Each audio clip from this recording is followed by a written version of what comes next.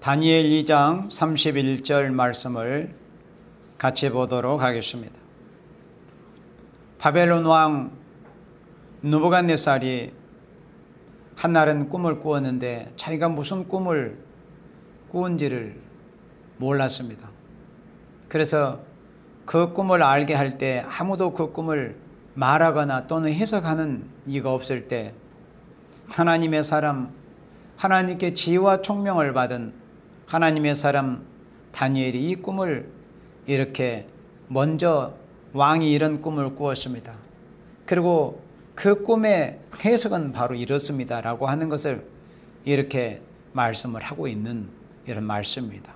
바벨론 왕 느부갓네살의 그 시대로부터 세상의 끝날까지 하나님께서 이 세상 역사가 어떤 흐름으로 흘러가게 될 것을 이 한 꿈으로 보여주었는데, 결국 이 세상 인류의 역사가 우상의 역사라는 것을 느부갓네살의 꿈을 통해서 보여주었습니다. 그렇지만은 이 인류의 역사가 우상의 역사로 흘러내려가는 그런 와중에서도 하나님께 속한, 진리에 속한 하나님의 사람들은 우상의 세력과 싸워온 것이 오늘날까지 인류의 역사였습니다. 인간 종말에도 그와 같이 우상으로 인한 시험으로 이제 심판받을 자와 또 그렇지 않을 자가 이제 갈라지게 됩니다. 모든 것이 다 우상을 섬기느냐 아니면 참신 여호와 하나님을 바로 섬기느냐, 오직 예수 그리스도만 바로 신앙을 하느냐 아니면 그리스도 예수님 외에 다른 어떤 허탄한 우상들을 섬기느냐에 따라서 바로 심판받을 자와 심판받지 않을 자가 갈라지게 되는 것입니다. 그래서 이 인간 종말에 예수님께 속하고 진리에 속하고 예수님의 말씀을 두렵고 떠는 심령으로 예수님을 사랑하는 그 마음으로 예수님의 말씀을 준행하고자 하는 그런 마음을 가진 생명들이 결국은 인간 종말의 요한계시록 1장 3절의 말씀처럼 예언의 말씀을 읽고 듣고 지키게 되는 것입니다. 오직 그 중심에 오직 예수 그리스도밖에 없는 사람들, 그 생명들, 예수님의 십자가를 통해서 바른 열매를 맺은 생명들만 인간 종말에 예수님 다시 오실 때 주님의 피로 값주고 사신 교회가 지켜야 될 예언의 말씀을 읽고 듣고 지킬 수 있습니다.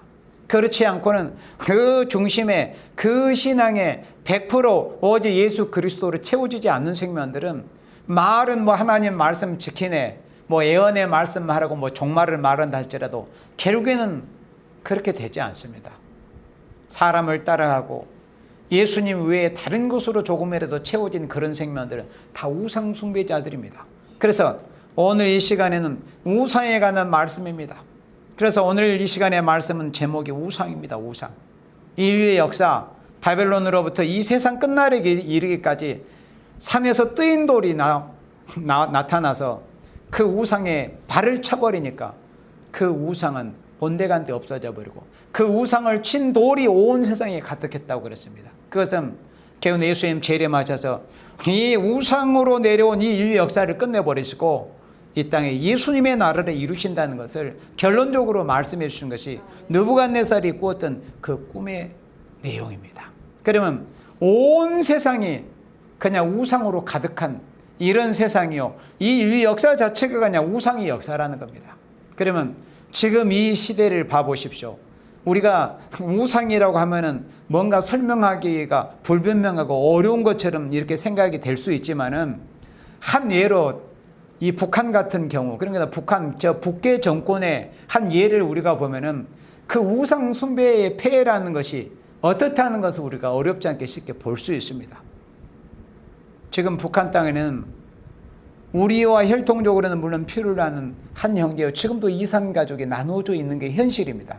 그렇지만 그 지도자, 세워져 있는 정권이 어떠하냐에 따라서 한편으로는 이 휴전선이 나면은 이렇게 신앙의 자유를 만끽한, 지금은 이 시기에 신앙이 참된 그리스도, 기독교 참된 신앙이 얼마나 지금 도전을 받고 있습니까? 이 차별금지법이나 이런 동성이나 관련된 이런 것들로 인해서 얼마나 이 한국교회도 지금 도전을 받고 있잖아요. 그러나 여전히 자기가 마음만 먹고 얼마든지 하나님께 이렇게 거룩한 주일날 예배 드릴 수도 있고, 하루에 수차례 예배도 드릴 수도 있고, 마음껏 찬양할 수 있고, 자기가 마음만 원한다면 얼마든지 세계 어느 곳에 가서 주님의 보내심을 받아서 쓰임을 받아 복음을 전할 수 있는 그런 사역도 할 수 있습니다. 얼마나 이렇게 우리가 신앙의 자유를 만끽하고 있는 이런 땅에서 우리가 살고 있지 않습니까? 그런데 휴전선 저 북편 땅을 봐보십시오. 저 북녘 땅에는 지금도 김일성의 동상만 해서 4만여 개가 지금 세워져 있다고 하지 않습니까?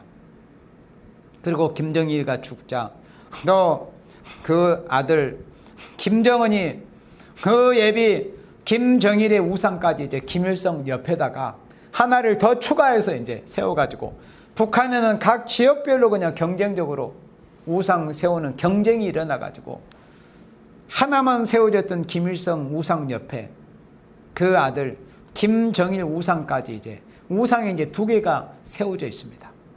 수만여 개의 이 우상이 지금 세워졌습니다. 그리고 아예 이 북계 정권은 이 정상적인 이 민주 정권이 아니다 보니까 정상적인 정치를 하는 그런 정권이 아니다 보니까 이 법 같은 것들 우리가 보고 들어보면 참 웃음이 나오고 참 저런 곳에서 사는 우리 북한 동포들이 참 안쓰럽기도 하고 참 안타까운 마음이 들어요.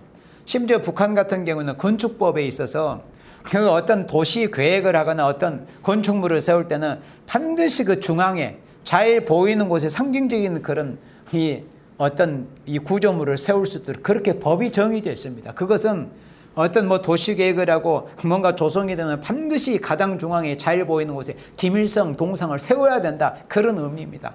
법까지 그렇게 제정을 해놓고 있는 곳이 바로 저 북계 정권입니다. 그렇게 우상이 여러 사람들을 괴롭히고 힘들게 하는 거예요.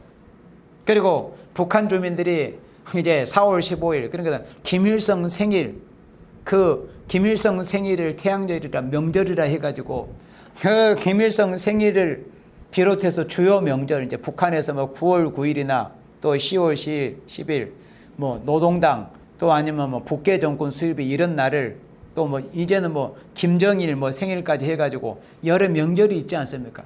그 명절 때는 빠짐없이 북한 주민들이 그 김일성, 김정일 우상단지 앞에 가가지고 바로 참배를 하게 되어 있습니다. 제일 먼저 아침에 일어나서 하는 것이 김일성 동상이 헌화하는 겁니다. 그렇게 북한 주민들을 전부 우상 숭배에 그런 이 사이비 그 종교의 신자로 다 만들어 버리는 거예요. 그렇게 보여지는 것이죠. 북한의 어떤 우상 숭배의 그런 실체적인 모습입니다. 그리고 뭐 예를 들어서 김일성 동상 주위에 사는 사람들은 매일같이 김일성 동상 주위에 조그마한 티끌먼지라도 하나 떨어지지 않도록 깨끗이 청소해야 되며 눈이 오면은 제설 작업도 해야 됩니다. 그러니까 오히려 북한 주민들 사이에서 이런 말이 유행한다고 하지 않습니까? 죽은 김일성이 산 북한 주민을 잡는다고. 죽은 김일성이 산 사람 잡는다고. 그런 말들이 그런 탄식이 나오지 않을 수 없는 것이죠. 그리고 이 마귀들의 특징 중에 하나가 뭐냐면은 바로 시체팔입니다. 시체팔이. 우리나라에서도 얼마나 그렇게 확연히 보여주고 있습니까? 그런데 특히 북계 공산주의자들이 특징이 겁니다. 공중에 권세 잡은 이 붉은 용의 가마로 세워진 것이 이 세상의 소위 공산 정권 아닙니까? 공중 권세를 잡고는 붉은 용 마귀의 그 감동으로 붉은 용 마귀의 역사를 통해서 세워진 것이 바로 세상에 하나님이 없다는 무신론 정권 공산 정권인데 이 마귀가 세운 이 정권이다 보니까 결국에는 그 하는 모든 것들이 다 하나님을 대적하는 그런 모습을 보이고 있습니다. 그래서 레닌이 죽을 때 방부 처리에서 수많은 사람들이 레닌의 그 생명 없는 껍데기만 남아있는 방부 처리, 그러니까 박제한 거죠. 뭐 사람들이 뭐 독수리나 무슨 호랭아리를 잡아가지고 그 내장을 다 빼내고 껍 가죽만 그렇게 박제 처리해두시. 그러니까 박제품에 불과합니다. 레닌도 박제해놨어요. 모태통도 박제해놨습니다. 베트남의 호치민도 박제해놨어요. 김일성이도 박제한 겁니다. 그게 시체 보관해 놓았다는 게 방부 처리한 게. 김정일이도 그 전부 그러니까 박제해 놓은 거예요. 화학 처리해가지고 시체 죽은 시체를 그대로 화학 처리를 하지 않으면 다 썩을 거 아닙니까? 그런 모습을 보이고 있는 것입니다. 그렇게 해서 시체까지라도 우상으로 숭배하고 있는 것이 우상 숭배의 모습입니다. 왜 이런 말씀을 먼저 전하냐면은 사람이 당신 우상 숭배하는 그런 영적 상태에 있으면 그러면 사실 잘 모릅니다. 그리고 내가 언제 우상 숭배했다고 합니까? 저는 멀쩡합니다. 저 예수님이 있는데요. 예수님의 이름 불러 예수님의 이름으로 기도도 합니다. 그러나 사람들이 다 자기의 그런 영적 상태를 잘 모릅니다. 사실은.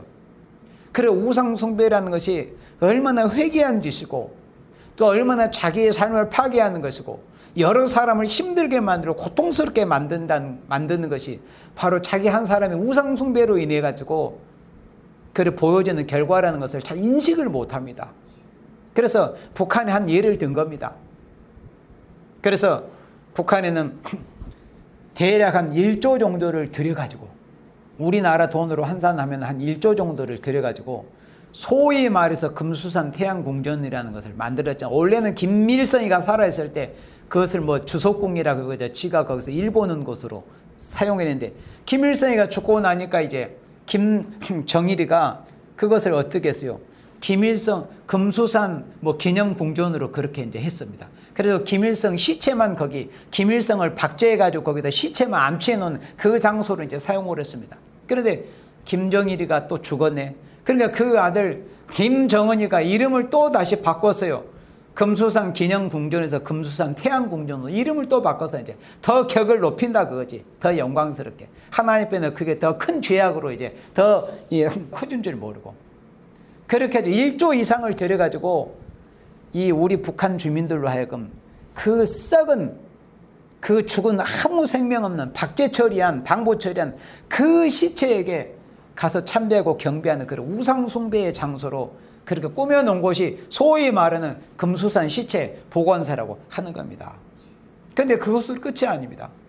그 방부 처리한 시체를 매년 또 5월과 6월에 이제 가만히 두면 또 이제 그 썩은 시체가 또 부패할까봐 매년 그것을 또 새롭게 하는 뭐 그런 교체 작업이 있다고 그럽니다.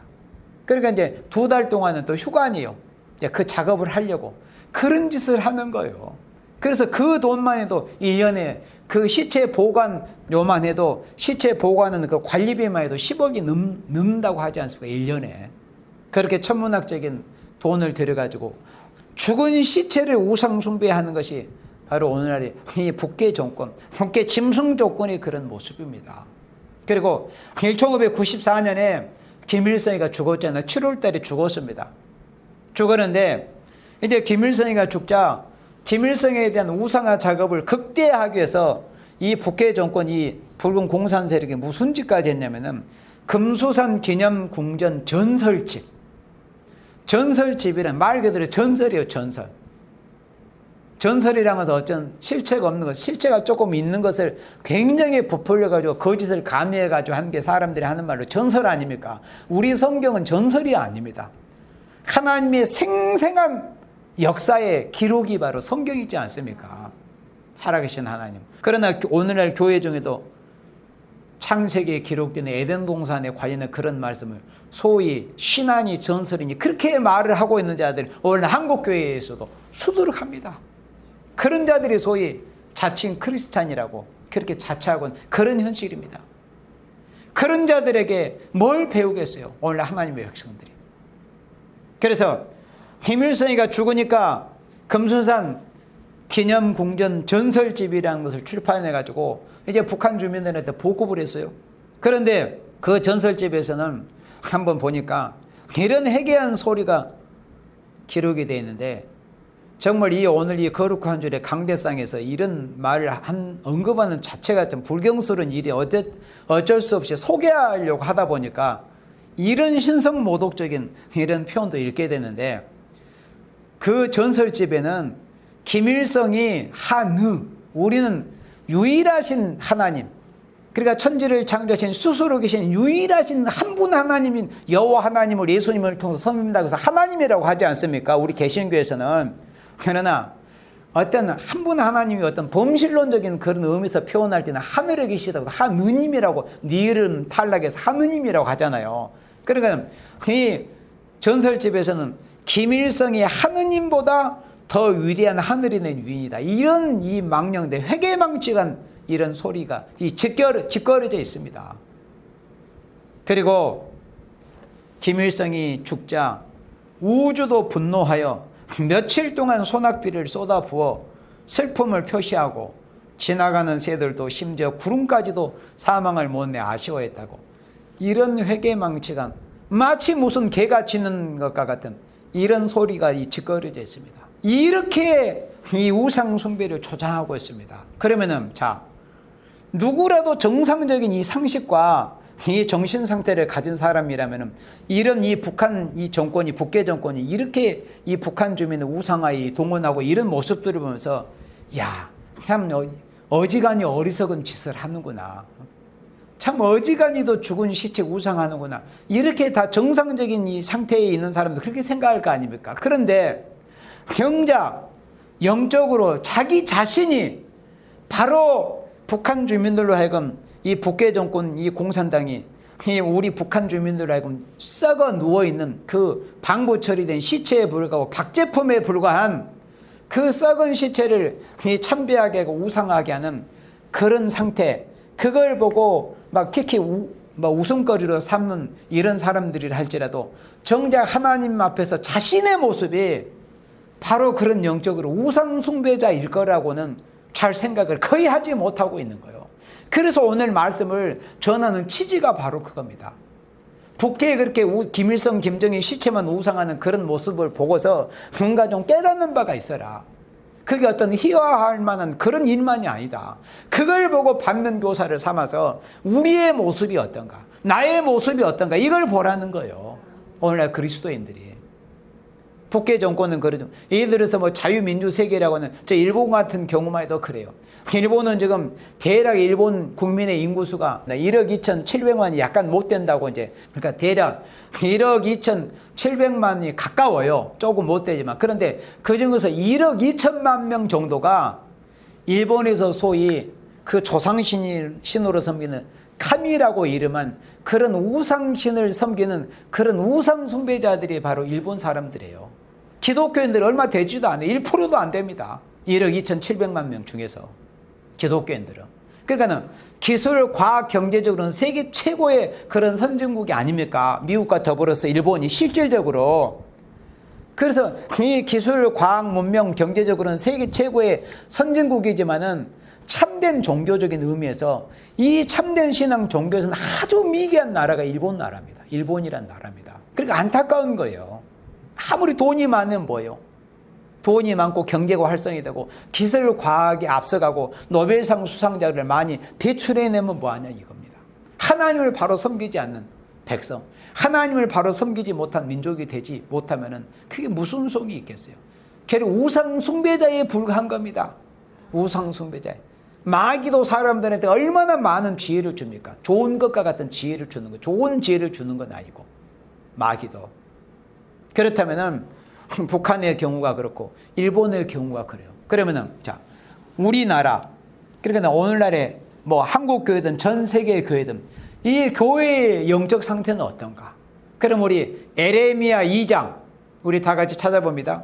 에레미야 2장 28절 말씀을 보면서 북계의 어떤 우상 숭배의 모습을 보면서 우리가 참 사람이 어찌 참 죽은 시체를 놓고 저런 정도까지 할까? 이 마귀들의 특징이 시체팔이라고 그랬어요. 우리나라에서도 이 좌익 이력 세력들이 보이는 모습은 하나같이 어떤 자기 진영에 누가 사람이 죽으면은 그 사람의 아까운 고귀한 생명을 죽은 것을 그냥 자기들의 이 세상의 어떤 권력과 부귀와 영화를 잡으려고 하는 그런 것에 이용하고 앞세우고 그걸 우상 숭배, 우상화하고 이런 모습을 우리나라에서도 현저하게 지금 보이고 있지 않습니까? 그런데 그렇다면 교회들의 모습은 어떤가? 자, 에레미야 2장 28절에 내가 만든 신들이 어디 있느냐? 그래 여기서 너는 구약의 이스라엘 백성, 유다 백성들입니다. 내가 만든 신, 내 신들이. 여기서 너는 하나님의 백성이라 이름한 구약의 이스라엘의 백성들이었다니까요. 구약 시대로 하자면은 육적 유태인의 조상, 구약 이스라엘 유태인들이었습니다. 그러면 이 시대에 요한계시록 10장 7절에 하나님의 비밀이 그종 선지자들에게 전하신 복음과 같이 이루리라.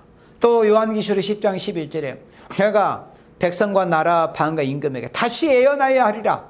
그렇다면 옛날의 시대에 선지자들이 예언했던 그 말씀을 인간 종말 예수님의 재림 시에 다시 한번 예언하는 일이 있다는 것을 말씀을 하는 것을 우리가 볼 때, 역시 선지자 에레미야가 에레미야 2장 28절에 이런 말씀으로 하나님의 말씀을 대언해서 경고했지 않습니까? 그렇다면 이 말씀이 오늘 시대 구약 이스라엘에 경고되었고 예언됐던 이 말씀, 오늘의 신약 시대, 이 신약 예수님을 통해서 예수님의 피로 값주고 사신 오늘의 신약 교회에 대해서도, 인간 종말에, 신약 종말에도 다시 한번 에레미야 선지자가 경고하고 외쳤던 이 말씀이 오늘의 교회들, 영적 이스라엘들, 예수님의 피로 값주고 사신 전 세계 교회들에게 다시 예언하고 경고해야 될 말씀이라는 거예요. 그렇다면 구약 이스라엘의 모습이 이런 것을 모아서 이 인간 종말이 신약 종말에도 신약 영적 이스라엘의 교회들의 모습이 바로 이렇다는 것을 말씀을 한 겁니다. 내가 만든 내 신들이 어디 있느냐? 그들이 너의 환난을 당할 때 구원할 수 있으면 일어날 거예요. 보세요. 우상 숭배의 결말이라 이렇게 허망한 거예요. 스바냐 성경 1장 18절에서 그랬잖아요. 은가금이 여호와의 분노의 날에 너를 건져주지 못할 거다. 은가금이 여호와의 진노의 날, 여호와의 심판의 날, 질투로 이 세상을 소멸해 버리신 그 날에 은가금 물질이 너를 결코 구원해 주지 못한다. 여호와 하나님을 바로 찾아라. 오직 그리스도 예수님을 바로 신앙을 해라. 그런데 여기 에레미야 2장 28절도 같은 말씀입니다. 그들이, 여기서 그들이 누가? 네가 신으로 섬기는 그 우상단지들이, 신으로 섬기는 우상단지들이, 예를 들어서 북한 같으면은 그 썩은 시체로 박제돼서 생명 없는 박제품에 불과한 그런 김일성, 김정일 그 시체가 북한 주민들을 건져 주겠느냐? 일본 같으면 그 카미라 이름한 그 조상신, 그 여러 그 카미의 종류가 800만 이상이 된다고 하지 않습니까? 일본인들이 섬기는 그 카미라는 우상의 종류가, 예를 들어서 뭐 어떤 우리나라의 특정 뭐 불교면 불교, 이슬람은 이슬람, 그런 한 종교의 어떤 우상의 가지수 하나가 아니라 카미라고 하는 그 우상신의 그 종류는 800만 종류가 넘는다고 그래요. 계속 또 갈수록 불어나고 있다고 하지 않습니까? 얼마나 영적으로는 미개한 종족들 아닙니까? 그런데 그런 북한이나 일본뿐만 아니라 오늘의 교회라는 곳에도 하나님께서 이렇게 말씀을 한 거예요. 하나님의 백성, 마치 구약시대의 구약 이스라엘이 그랬던 것처럼 이 신약 종말도 신약 이스라엘, 예수 믿고 하나님의 백성도 오늘의 영적 이스라엘에 된 교회들의 모습이, 그들이 너의 환난을 당할 때 구원할 수 있으며, 여기서 그들이 누굽니까? 하나님의 백성이라고 하는 자들이 섬겼던 그 신들 말이에요. 그들이 너의 환난을 당할 때 구원할 수 있으면 일어날 것이라. 오늘날 교회에 다니는 사람들이 오직 예수님 외에 다른 어떤 인물, 어떤 다른 물질, 세상의 어떤 다른 정욕적인 쾌락, 또 자기 자신을 의지한, 자기 자신을 우상한 이런 것들이 결국은 인간 종말에 예수님이 말씀하신 대로 창세기 없는 환난과 재앙이 오는 날에 네가 그렇게 우상으로 섬기고 의리했던 그런 존재들이 너를 구원할 수 있을 것 같으니, 그걸 말씀하고 있는 겁니다. 그들이 너의 환난을 당할 때 구원할 수 있으면 일어날 것이라. 그리고 다시 말씀합니다. 유다여, 북쪽 이스라엘은 에레미야 선지자가 활동할 때 이미 망한 후였습니다. 그런데 이제 남은 곳은 남쪽 위치한 유다. 그래서 유다여 너의 신들이 너의 성읍수와 같도다. 유다여 너의 신들이, 유다라고 하면 하나님의 백성이에요. 다윗이 왕으로 통치했던, 그리고 다윗의 후손들이 역대 대대로 왕노릇 했던 그 나라가 유다국입니다.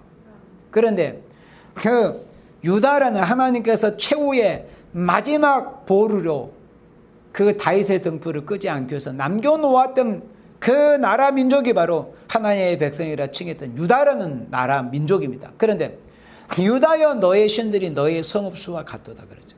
그러니까 유다 백성들이 하나님, 오직 여호와 하나님 외에 다른 허탄한 신들, 바알, 아세라, 뭐 몰레, 이런 것들을 섬기고 있었다는 겁니다.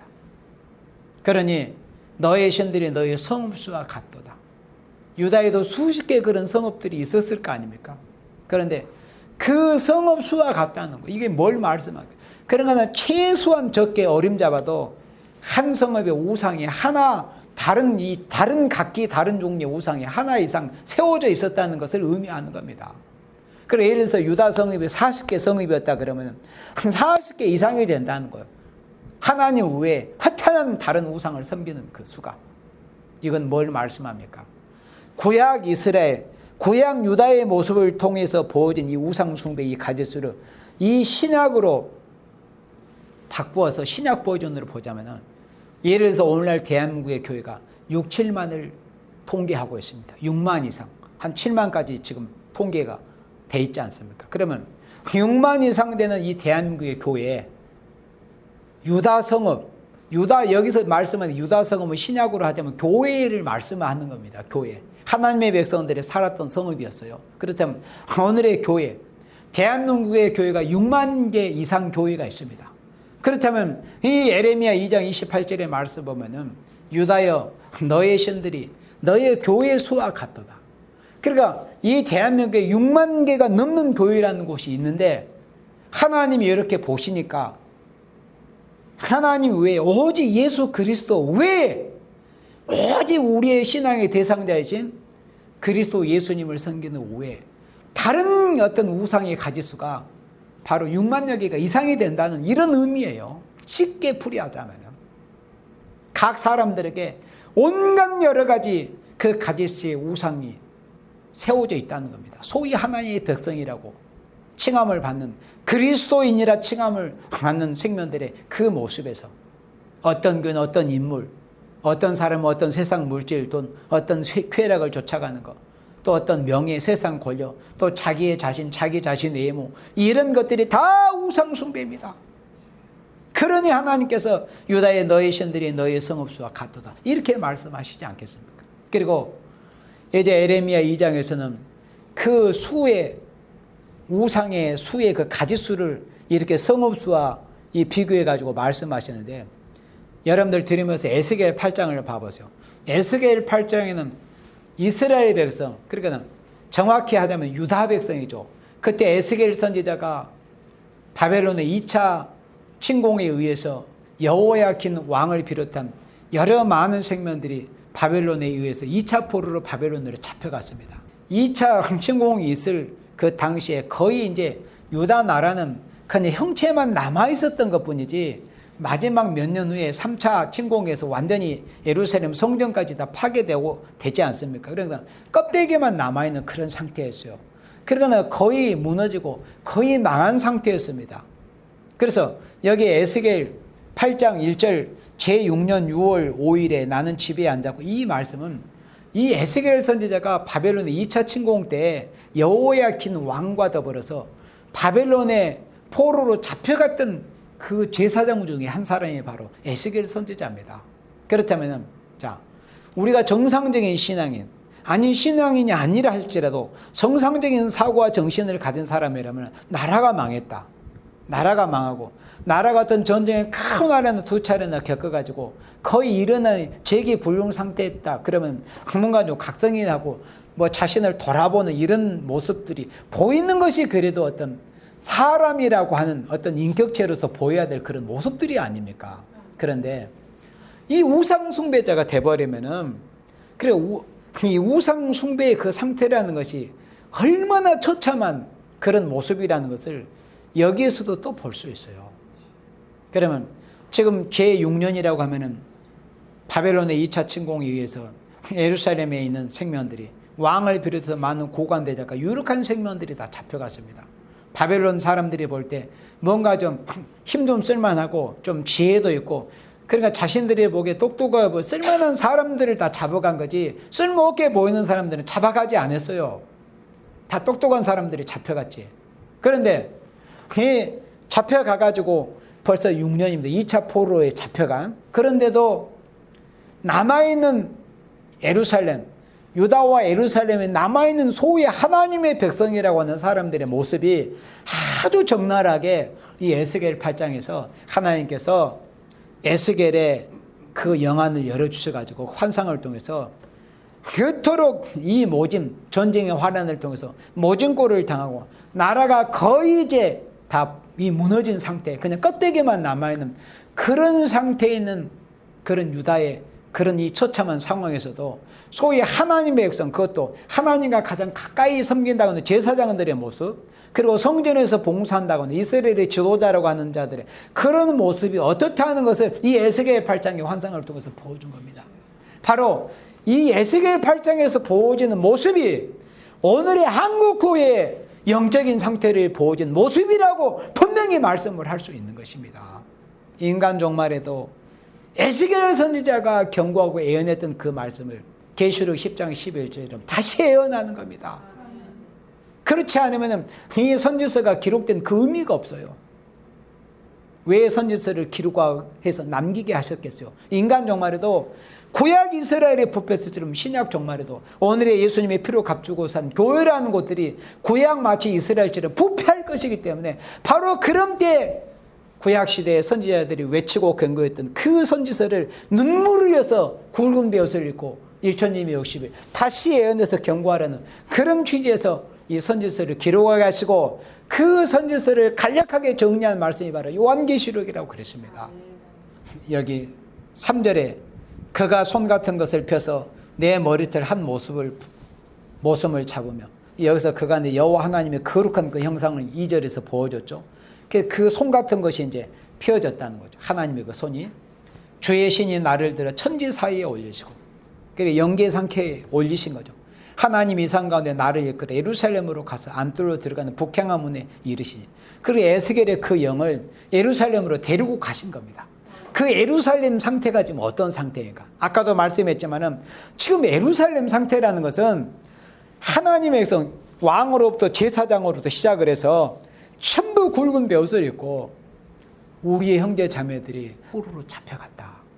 15년 전에 잡혀가서 아직도 돌아오지 못하고 있으며, 그리고 2차 포로로 잡혀간 우리 동포들도 잡혀간 지 벌써 6년의 세월이 지났다.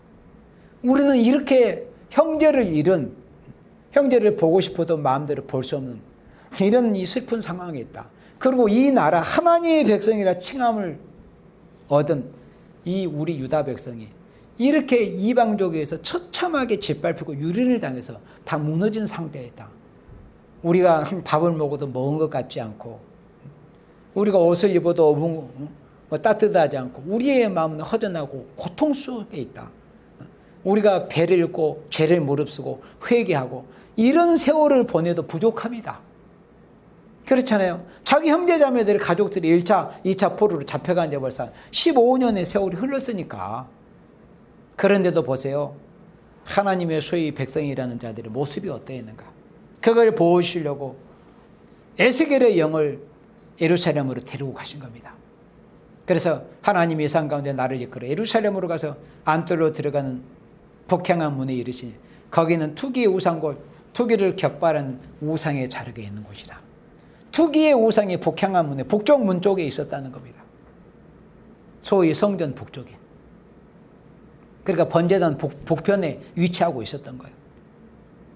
5절에 그가 내게 이르되 인자야 이제 너는 눈을 들어 북편을 바라보라 하시기로, 내가 눈을 들어 북편을 바라보니 제자문 어귀의 북편에 그 투기의 우상이 있더라 그랬습니다. 이 우상이 하필이면 북쪽에 세워져 있었습니다. 6절에 그가 또 내게 이르시되 인자야 이스라엘 족속이 행하는 일을 보라.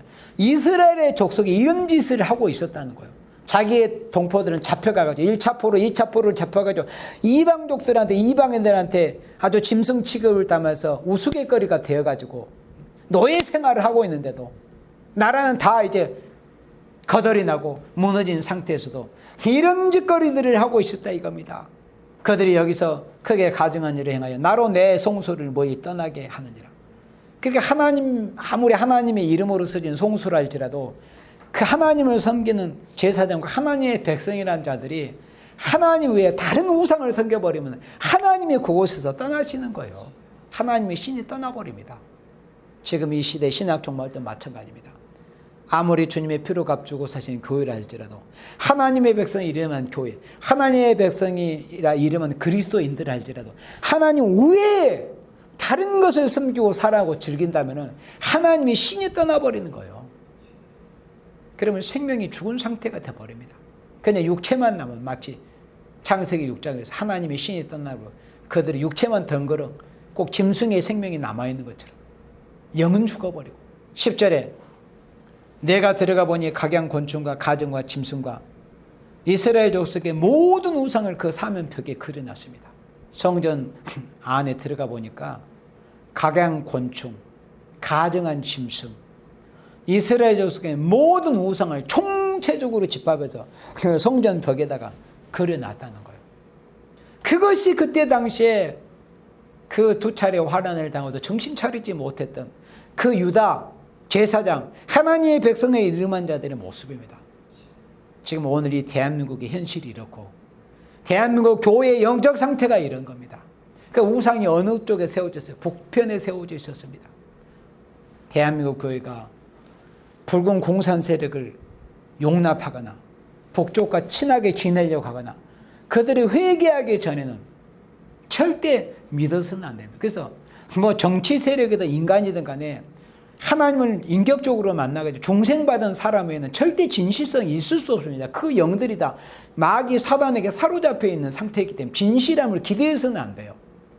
그래서 이방인과 더불어서 같이 멍에를 매지 말라. 어찌 그리스도와 벨리알이 합할 수 있느냐. 그런 말씀을 하신 겁니다.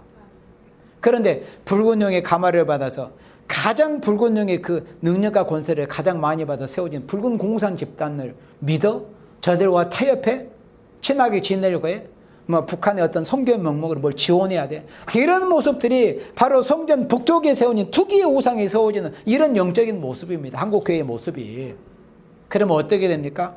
오늘은 시간상 다 볼 수는 없지만은 에스겔 8장에서 보여지는 여기 10절에서 이스라엘 족속의 모든 우상을 그 사면벽에 버린, 그러니까 하나님의 성전이라는 곳, 하나님의 오늘의 신약시대 하나님의 교회라는 곳에 이름하는 곳에 이런 온갖 우상들이 다 득실득실하다는 겁니다. 그것은 하나님의 백성이라 이름한 사람의 심령 상태 안에 또는 외모나 환경에 그 심령의 영적 상태에 오직 그리스도 예수님 외에 여호와 하나님 외에 다른 허탄한 것들로 가득 차 있다는 것. 어떤 정치 사상주는 붉은 공산주의, 뭐 김정일과 친하게 지내야 한다는 것. 어떤 사람이 어떤 육적이고 쾌락적인 것은 뭐 동성애를 뭐 추종하고, 또 육신의 쾌락을 줬고, 또 물질을 하나님보다 사랑하고, 그래서 탐심 우상이라고 말씀한 겁니다. 골로새 3장에서 이런 우상들을 총체적으로 섬기고 있습니다. 그렇다 보니까 그 다음에 오는 결과, 이어지는 결과가 에스겔 9장에서 나타납니다. 바로 우상이 세워지는 그 북편, 그 북편의 제단 북쪽에 우상을 세우나 그 우상을 아주 음란하듯 하나님의 질투를 일으키는 그런 우상을 섬겼거든요. 근데 바로 그 북편문을 통해서 에스겔 9장에서 환란이 오는 모습이 바로 에스겔 9장에서 보여집니다. 바로 그겁니다. 오늘의 한국교회가 우상 숭배로 하나님의 진노를 격발하고는 이런 때입니다. 바로 그런 죄값으로 인해서 북방으로부터 에스겔 9장에서 북편에서 칼찬자들이 내려오는 것처럼 바로 북방으로부터 큰 환란이 인간 종말에 창세에 이르는 환란이 에레미야 1장에서 보여준 것처럼 끓는 가마가 북에서부터 기울어진다 그 말씀처럼 북방으로부터 환란이 오게 된다는 겁니다. 그래서 우상 숭배의 결과라는 것은 한 개인뿐만 아니라 가정이 파멸이 되고 교회가 파멸이 되고 교단이 파멸이 되고 민족이 파멸이 되고 나라가 세상이 파멸이 되는 거예요. 온 세상이 우상 숭배로 인해서. 그래서 다니엘 2장에서 우상의 발목걸이를 쳐버리니까는 그 우상에 박살이 나버리는 거예요. 우상만 섬기려고 하는 이 세상 하나님이 절대 용서치 않고 예수님 재림에서 심판해 버리시겠다는 겁니다. 그런데도 오늘날 북방과 싸워야 된다고 말은 하면서 사람 인물을 우상하고 뭐 죽은 사람이 부활해서 역사한다니 뭐 안 죽었다느니 또 뭐 어떤 사람이 아주 위대한 뭐 어떤 누구라느니 이런 식으로 인물들을 우상하고 또 돈을 우상하고 탐심 우상이라 물질을 우상하고 돈을 사랑하면 일만하게 뿌리라고 하시는데도 또 명예 또 육신의 쾌락 이런 우상들을 가득히 섬기고 있는 거예요. 온갖 여러 가지 가지들. 그러므로 인해서 북방으로부터 환란이 오는 겁니다. 그런데 우리가 예를 들어서 멸공하면서 공산주의와 싸워야 한다고 하면서도 정작 자신이 우상 숭배를 하면서 북방으로부터 환란이 오는 그 이유가 우상 숭배의 죄 때문에 북방의 환란이 오는데 정작 자신들이 한 인물 우상하거나 어떤 세상의 어떤 것들을 우상하고서 공산당과 싸워야 된다고 하는 것은 얼마나 큰 넌센스입니까? 얼마나 모순입니까? 어리석은 짓입니까? 우리 하나님께서 인간 종말에 선지자들을 마지막에 일으키셔가지고 구약시대의 선지자들이 예언했던 그 말씀을 다시 예언케 한다고 그랬습니다. 다시 예언하게 한다. 그렇다면 우리 자신이 북방으로부터 큰 환란이 오는 때를 앞에 놓고 북방으로부터 환란이 오는 이유는 하나님의 백성이라는 자들이 우상숭배의 죄 때문에 북방으로부터 환란이 오는 것이기 때문에 우상숭배와 우리의 세력과 타협하는 것, 그 죄값으로, 그 큰 두 가지 죄값으로 북방으로부터 환란이 오는 것이기 때문에 그 북방 세력과 싸울 수 있는 사람이 되기 위해서는 먼저 자신에게서 우상이 없어져야 되는 거예요. 사람으로부터, 인물 우상으로부터 시작을 해서 세상에 그 어떤 것도. 그래야 북방과 싸울 수 있는 그런 하늘의 하나님의 능력과 권세를 받을 수 있는 것입니다. 자기 자체가 우상숭배가 되어가지고 어떻게 공산당과 싸우고 멸공 진리를 외치며 하나님의 일을 붕괴 한다고 할 수 있겠습니까? 그래서 결론적으로 요한일서 5장 21절에 자녀들아 너희 자신을 우상에서 멀리해라. 자녀들아 하나님의 백성들에게 대해서 당부하시는 말씀입니다. 그래서 오늘 말씀 우리가 되새김질하면서 온 세상이 우상으로 가득하고 세상뿐입니까? 교회라는 곳도 에스겔 8장에서 보여지는 것처럼 온통 하나님의 성전이라는 곳에 온갖 우상이 가득한 이런 시대에 살고 있는 바로 우리 하나님의 백성들이 우리 자신들을 돌아보면서 내 자신이 오직 내 안에 오직 예수 그리스도 외에 어떤 다른 것이 다른 인물이든지 이 세상에 어떤 다른 헛하는 것들이 내 자신 심령 안에 자리 잡고 나를 우상 숭배하게 하지는 않는가를 우리 자신을 돌아보아서 우리 안팎으로 모든 우상을 쳐서 깨트려버리고 예수님 다시 오시는 그때 영광 중에 예수님을 맞이할 수 있는 여러분들이 되시기를 주님의 이름으로 축원합니다. 아멘.